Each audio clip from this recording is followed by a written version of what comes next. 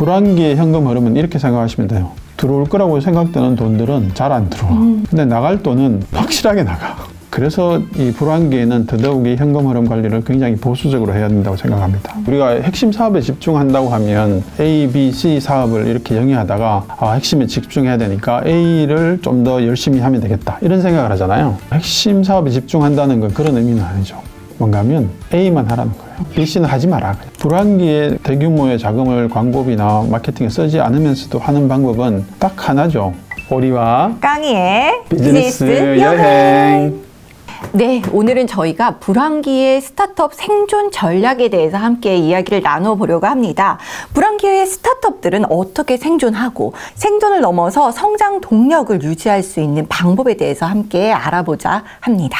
그래서 먼저 오리님, 우리 불황기 특징에 대해서 한번 설명해 주실까요? 불황기라고 하면 사실은 그냥 돈 안 쓰는 거잖아요. 사람들이 돈이 없고 돈 안 쓰고, 그걸 뭐 한마디로 얘기하면 소비 심리가 위축되고, 그러다 보면 기업들은 어떻게 하죠? 투자를 안 하죠. 투자가 감소되고, 그리고 이제 막상 우리가 오늘은 뭐 스타트업의 생존 전략을 얘기할 건데, 스타트업 입장에서는 돈이 없죠. 현금 흐름이 안 좋아지는 이런 게 뭐 대표적인 특징이라고 할 수 있겠습니다. 현금 흐름이 정말 중요한 것 같다는 생각이 드는데 그건 어떻게 보면 될까요? 이 불황기가 오면 창업자, 사업가 입장에서는 돈도 없고, 이게 종합적으로는 자원이 좀 부족하잖아요. 그리고 굉장히 불확실하죠. 소비가 위축돼 있고, 이게 경기가 언제 좋아질지 모르겠고, 이런 불확실성 속에서 어떻게 하면 사업을 좀 선택과 집중을 잘해서 생존하면서도 이제 성장 동력을 가져가야 되는 이런 굉장히 어려움이 있죠. 어려움이 있는데, 그 중에서도 말씀하신 현금 흐름을 관리하는 게 어떤 것보다 중요하죠. 사업할 때 보면 우리가 잘 될 때는 이렇게 높이 올라가고, 못 되면 내려가고, 이렇게 되는데, 엄청 잘 되다가 이렇게 잘 못 될 때 관리를 잘못하면 다음에 훨씬 더 크게 성장할 수 있는 회사가 사실은 망하게 되죠. 그러니까 현금 흐름을 관리한다는 건 망하지 않게 하는 거라서 그만큼 회사에 중요한 건 없죠. 사업가는 이제 이렇게 회사를 안 망하게 해야 되는데, 그렇게 회사를 생존하면서도 미래도 대비하는 어려움이 있죠. 당장 이게 모든 걸 현재에만 집중하다 보면 이게 이제 딜레마가 생기는데, 생존만 집중하면 미래 성장 동력을 잃게 되고, 또 미래만 너무 준비하다 보면 현재 회사가 이제 생존하는 게 어려움이 처하잖아요. 그럼 불황 속에서도 실행 가능한 실질적인 방법이 분명 있을 텐데, 경제 불황이 가져오는 변화와 트렌드? 그런 것들은 어떤 것이 있을까요? 고객들이 소비 패턴이 변해요. 소비 패턴이 어떻게 변화하면 가성비 소비라고 있잖아요. 산업 구조 측면에서는 한계 기업들이 많이 망하죠. 이전에는 뭐 경기가 좋고 자금 조달이 쉬웠을 때는 한계 기업들도 사실은 자금 조달하는 게 용이하니까 회사가 망하지 않고 유지되는데, 많은 회사들이 이제 그 도태 과정들이 일어나고, 경쟁력 있는 회사 또는 자금 여력이 있는 회사들은 살아남아서 실제로는 경쟁사가 많이 줄어들잖아요. 그래서 시장 점유율을 확대할 수 있죠. 그리고 불황이 있으면 반드시 호황이 있는데, 호황기에 접어들 때 그들이 급격하게 성장할 수 있는 좋은 기회가 될 수도 있고, 그리고 현재는 좀 불황이면서도 좀 예를 들면 우리가 인구 구조도 바뀌고 고령화 같은 것들이 있어서 투자 여력이 있는 회사들은 좀 자동화하거나 또는 디지털 전환을 통해서, 특히 이제 기술 개발 등등을 통해서 경쟁력을 키워가는, 성장력을 확보할 수 있는 계기가 되기도 한다라고 보시면 될 것 같아요. 네, 정말 불황을 어떻게 보내느냐에 따라 이 기업의 성장이 달려 있다라는 말씀이신 것 같은데, 이제 불황 속에서도 살아남을 수 있는 실질적인 방법에 대해서 좀 얘기를 해볼까요? 먼저 자금 관리 쪽이 제일 중요할 것 같은데 하나씩 알아보도록 하겠습니다. 현금 흐름을 잘 관리하고 비용 절감이 같이 가야 되는 거죠. 현금 흐름을 관리한다고 해서 뭐 장부만 잘한다고 되는 게 아니라 실제로 비용을 잘 관리해야 자금의 전체적인 최적화가 이루어지는데, 대표적으로는 기존에 이제 우리가 고정비로 나갔던 것들을 좀 변동비화하는 것, 예를 들면 뭐 임대할 때 그냥 임대료 계속 내던 것들을 사실은 사람들의 이런 인원도 축소되기도 하는데, 이게 임대를 그냥 고정비처럼 딱 고정해 놓으면 탄력적으로 하기 힘들잖아요. 그런 것들을 좀 더 공유 서비스나 이런 걸로 옮긴다든지, 또는 고정 계약을 좀 단기 계약에 유동적인 계약으로 좀 계약을 바꾼다든지 해야 되는 게 많죠. 그리고 불황기가 오면 사실은 미국 기업들이 불황이 딱 온다고 예측이 되면 제일 먼저 하는 게 뭐죠? 해고죠. 해고죠. 사람을 급격하게 줄이잖아요. 몇만 명씩 줄이잖아요. 물론 우리나라는 사실 고용이 굉장히 경직돼 있어서 그게 어려운데 미국 기업들이 그걸 제일 잘하잖아요. 전 세계에서. 그들은 좀 이해할 수 없는 게 막 몇만 명씩 그냥 해고해요.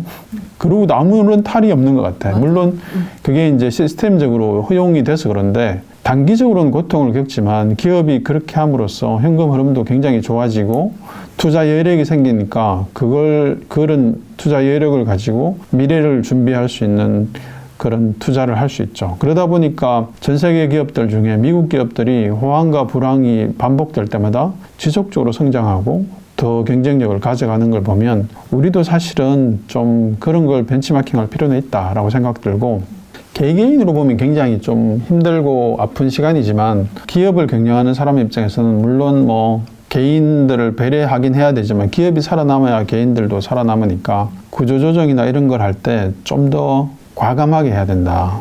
그러니까 비용을 관리한다는 게 그냥 뭐 장부 잘 관리하라는 게 아니라 당장 필요하지 않은 인력이나 이런 부분들은 마음이 아프지만 과감하게 하고 신속하게 해야 실제로는 비용을 줄일 수 있죠. 그래서 현금 흐름 관리를 한마디로 좀 쉽게 얘기하면 불황기의 현금 흐름은 이렇게 생각하시면 돼요. 들어올 거라고 생각되는 돈들은 잘 안 들어와. 맞아요. 이번 달에 들어올 것 같은 게 실제로는 다음 달이나 한 3개월, 6개월 있다가 들어올 수 있어요. 근데 나갈 돈은 확실하게 나가. 그거는 진짜 실제로는 나갈 거라고 생각되는 시간보다 더 빨리 나가기 때문에 그래서 이 불황기에는 더더욱이 현금 흐름 관리를 굉장히 보수적으로 해야 된다고 생각합니다. 네. 뭐 고정비를 변동비로 전환하거나 최소 필요 비용을 제외한 나머지는 좀 절감하는 그런 방식이 사실 머리로는 알지만 이게 실질적으로 액션으로 취한다는 게 어려운 거잖아요. 근데 오리님 말씀 통해서 그것에 대해서 진짜 실행할 수 있는 그 계획을 한번 세워보시는 게 좋겠다는 생각도 드는 것 같습니다. 그러면 지금 뭐 시장이 안 좋다고 하고 스타트업에 투자하는 자금도 조금 나아지고 있다고는 하지만 몇 년 전에 비해서 많이 줄었잖아요. 그러면 지금 이것 때문에 많은 회사들이 어려워하고 있는데 이거는 어떻게 좀 방법이 있을까요? 투자가 사실은 잘 안 일어나잖아요. 그리고 초기 기업이나 또는 뭐 실질적으로 매출이 나지 않는 회사들은 투자를 더더욱 받기 힘들죠. 아마 요즘은 매출이 안 나는 회사는 아예 투자 검토 대상에도 올리지 못할 거예요.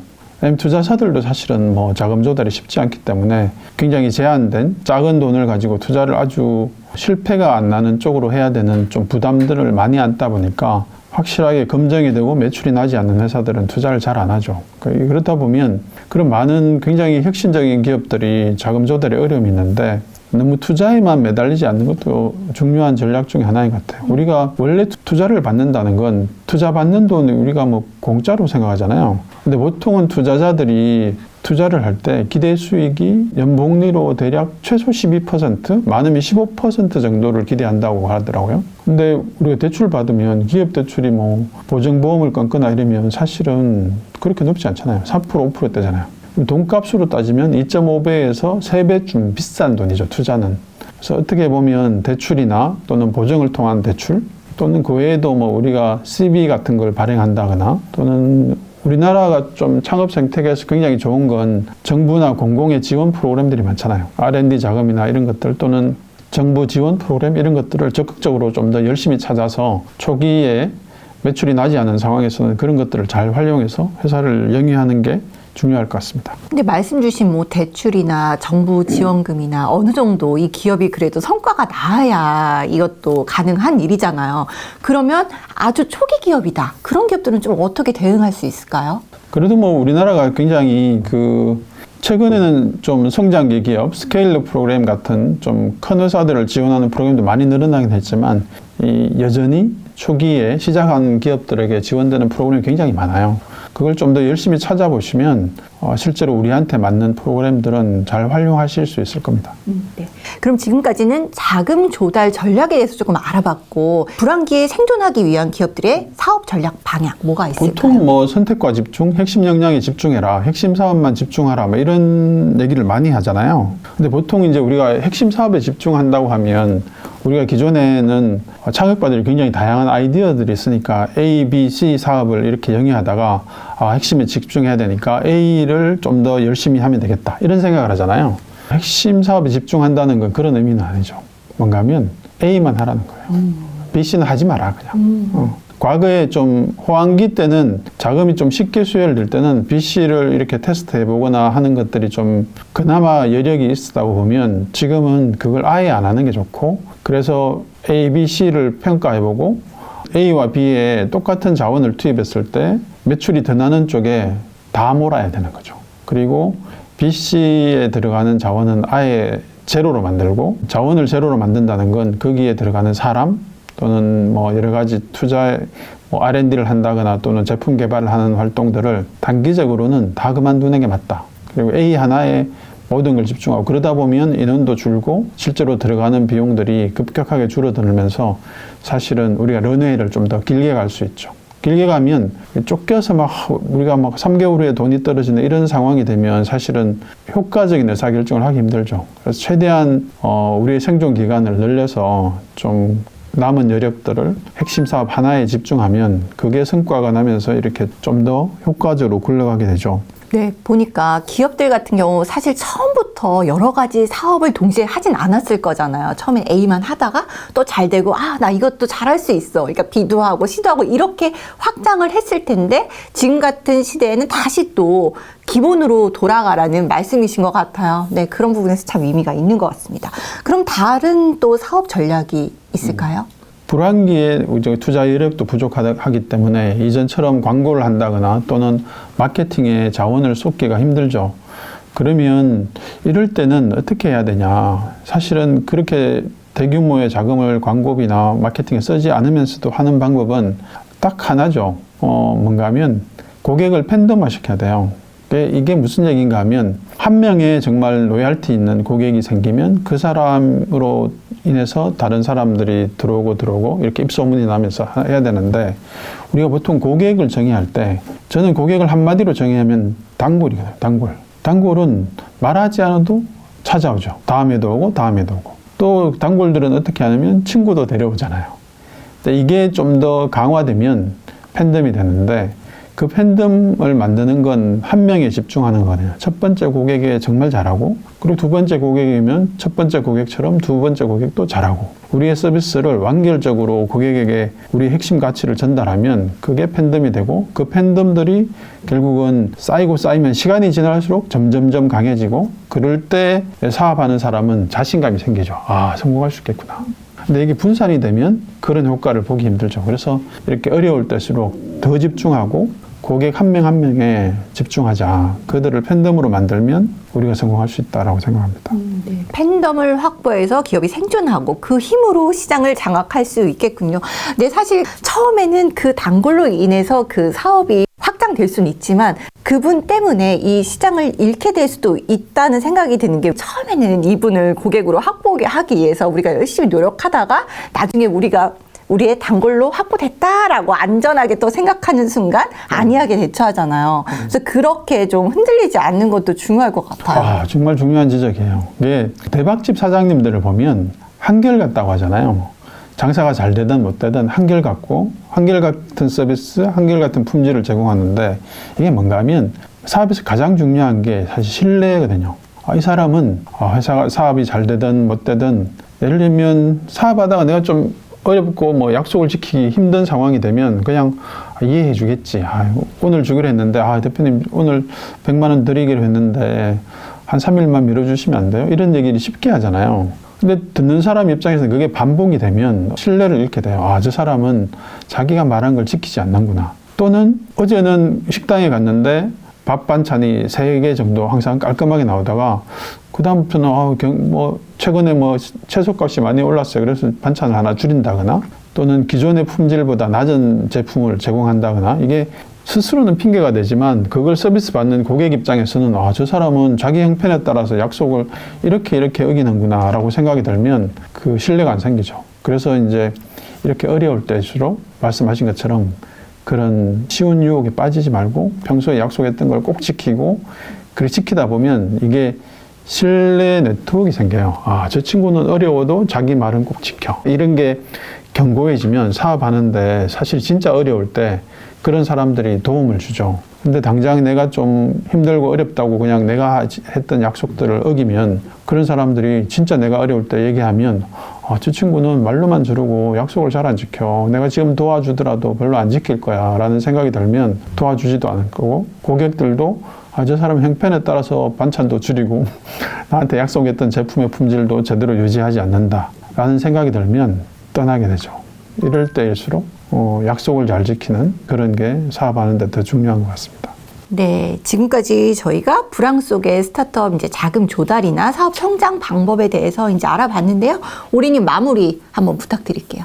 굉장히 훌륭한 기업들을 역사를 보면 30년 이상 살아남거든요. 30년 이상 살아남는다는 건 뭔가 하면 불황을 최소한 3번에서 4번을 견뎌낸 거거든요. 그런 어려움이 왔을 때 견뎌내는 힘은 아까 말씀드렸지만 위기가 왔을 때 굉장히 신속하게 내가 이런 걸 해야 되겠어 라고 생각하면 구조조정을 하거나 또는 사업의 정리 ABC 사업을 하다가 A만 집중하려고 할 때 이런 전략을 보통은 실행하긴 하는데 실행하는 속도가 굉장히 중요해요. 그런 전략이 세워지면 굉장히 빠른 시간 내에 바로 하고, 그 다음에 그렇게 하다 보면 우리가 말하는 생존 기간, 생존 자금들이 늘어나서 런웨이가 길어지면서 회사를 좀 더 전략적으로 운영할 수 있고, 그리고 아까 말씀드린 기본 중에 기본인 고객과 신뢰, 파트너와의 신뢰 이런 것들을 잘 지키면 불황기가 여러 번 와도 잘 버텨낼 수 있다. 그리고 마지막으로는 그런 신뢰가 사실은 내부로 들어가면 직원들과 동료들과 공동 창업자들과의 신뢰도 굉장히 중요하잖아요. 그런 걸 평소에 견고하게 잘 다져주면 위기가 왔을 때 이겨낼 수 있죠. 네, 오늘 말씀 우리 불황기를 겪고 있는 스타트업들에게 많은 도움이 될 것이라고 생각합니다. 그럼 오늘도 옷강비 체크인 완료!